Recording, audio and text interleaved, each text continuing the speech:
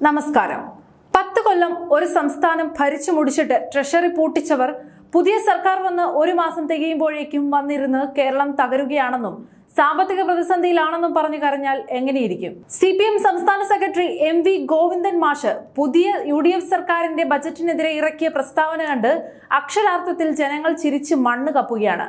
കേരളത്തിലെ ആരോഗ്യ മേഖലയും സാമ്പത്തിക രംഗവും അതീവ ഗുരുതര പ്രതിസന്ധിയിലാണ് എന്നാണ് ഗോവിന്ദൻ മാഷ് പറയുന്നത്. അല്ല മാഷേ, UDF സർക്കാർ അധികാരത്തിൽ വന്നിട്ടിപ്പോൾ ഒരു മാസം തികയുന്നതേ ഉള്ളൂ. വെറും ഒരു മാസം കൊണ്ട് തകർന്നു വീഴുന്ന ഒരു ആരോഗ്യ മേഖലയും സാമ്പത്തിക രംഗവുമാണോ കഴിഞ്ഞ 10 വർഷം കൊണ്ട് കോടികൾ ചെലവിട്ട് പിണറായി വിജയനും നിങ്ങളും കൂടി പടുത്തുയർത്തിയത്? 10 വർഷം കൊണ്ട് ലക്ഷക്കണക്കിന് കോടിയുടെ കടക്കണിയിലേക്ക് നാടിനെ തള്ളിയിട്ടത് നിങ്ങളല്ലേ മാഷേ? സ്വന്തം ഭരണത്തിന്റെ പരാജയം കൊണ്ട് നാട് മുടിഞ്ഞിട്ട് അതിന്റെ ഉത്തരവാദിത്തം ഒരു മാസം മാത്രം പ്രായമുള്ള പുതിയ സർക്കാരിന്റെ തലയിൽ കെട്ടിവെക്കാൻ നോക്കുന്ന ഗോവിന്ദൻ മാഷെ ശരിക്കും സമ്മതിക്കണം. അതേ ഗോവിന്ദൻ മാസ്റ്റർക്കും കമ്മ്യൂണിസ്റ്റ് പാർട്ടിക്കും ഈ ബജറ്റ് ഒട്ടും ദഹിക്കാത്തതിന് കൃത്യമായ ചില കാരണങ്ങളൊക്കെയുണ്ട്.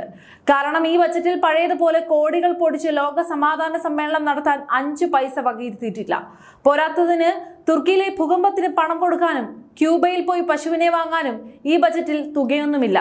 പാവപ്പെട്ട ജനങ്ങൾക്ക് 25 ലക്ഷത്തിന്റെ ഉമ്മൻചാണ്ടി ആരോഗ്യ ഇൻഷുറൻസും റബ്ബറിന് 250 തറവിലയും ഒക്കെയാണ് VD സതീശൻ ബജറ്റിൽ പ്രഖ്യാപിച്ചിരിക്കുന്നത്. ഇതൊന്നും കമ്മ്യൂണിസ്റ്റ് ബുദ്ധികൾക്ക് മനസ്സിലാകില്ലല്ലോ. എല്ലാറ്റിലും ഉപരി കോടികൾ മുടക്കി അണികളെ കാണിക്കാൻ വേണ്ടി ഉണ്ടാക്കിയ ആ പഴയ എയർ കണ്ടീഷണറുള്ള നവകേരള ബസ് വാങ്ങാൻ ഈ ബജറ്റിൽ വകയിരുത്തലുകൾ ഒന്നും തന്നെയില്ല. ബാറുകളുടെ എണ്ണം കൂട്ടി അഴിമതിപ്പണം ഉണ്ടാക്കാനുള്ള പദ്ധതികളും പുതിയ ബജറ്റിലില്ല. അതുകൊണ്ട് കമ്മ്യൂണിസ്റ്റ് പാർട്ടിക്ക് ഈ ബജറ്റ് എങ്ങനെ ഇഷ്ടപ്പെടാനാണ്?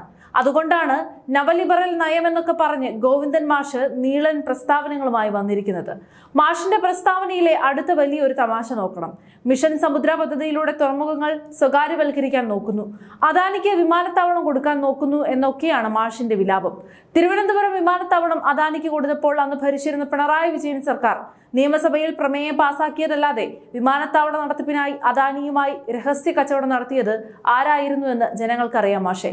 മുഖ്യമന്ത്രിയുടെ നിഗൂഢമായ മാംഗ്ലൂർ യാത്രയെക്കുറിച്ചൊക്കെ പറയുന്ന ഗോവിന്ദൻ മാഷ് പിണറായിയുടെ മകൾ വീണ വിജയൻ CMRL നിന്ന് മാസപ്പടിയായി കോടികൾ വാങ്ങിയപ്പോൾ എവിടെയായിരുന്നു? കഴിഞ്ഞ 10 വർഷമായി കരിമണൽ ഖനനം സ്വകാര്യ മേഖലയ്ക്ക് കൊടുക്കില്ല എന്ന് മാഷ് തള്ളുമ്പോൾ CMRL എന്ന സ്വകാര്യ കമ്പനിക്ക് കരിമണൽ ഖനനത്തിനായി വഴിവിട്ട് ഒത്താശ ചെയ്തു കൊടുത്തത് ആരായിരുന്നു?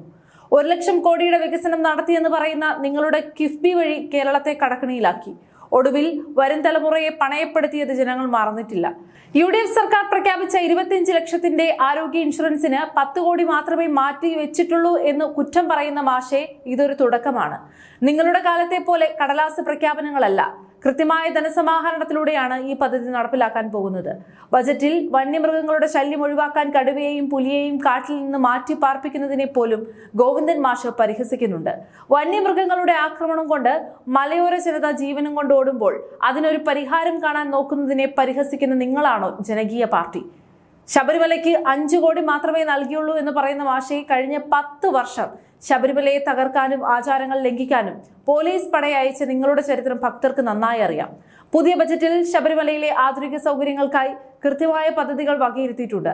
ചുരുക്കം പറഞ്ഞാൽ ഗോവിന്ദൻ മാഷ് ദിവസവും രാവിലെ എഴുന്നേറ്റ് വാർത്താ സമ്മേളനങ്ങളും പ്രസ്താവനകളും ഇറക്കുന്നത് പുതിയ UDF സർക്കാരിനെ തകർക്കാനല്ല, മറിച്ച് സ്വന്തം കമ്മ്യൂണിസ്റ്റ് പാർട്ടിയെ പൂർണ്ണമായും ഇല്ലാതാക്കാനാണെന്ന് തോന്നുന്നു. 10 കൊല്ലം നാട് ഭരിച്ചു മുടിച്ചിട്ട് വലിയ സാമ്പത്തിക അരാജകത്വം ഉണ്ടാക്കി വെച്ചവർ പുതിയ സർക്കാർ വന്ന് ഒരു മാസം തികയുമ്പോൾ വികസനം പഠിപ്പിക്കാൻ വരേണ്ടതില്ല.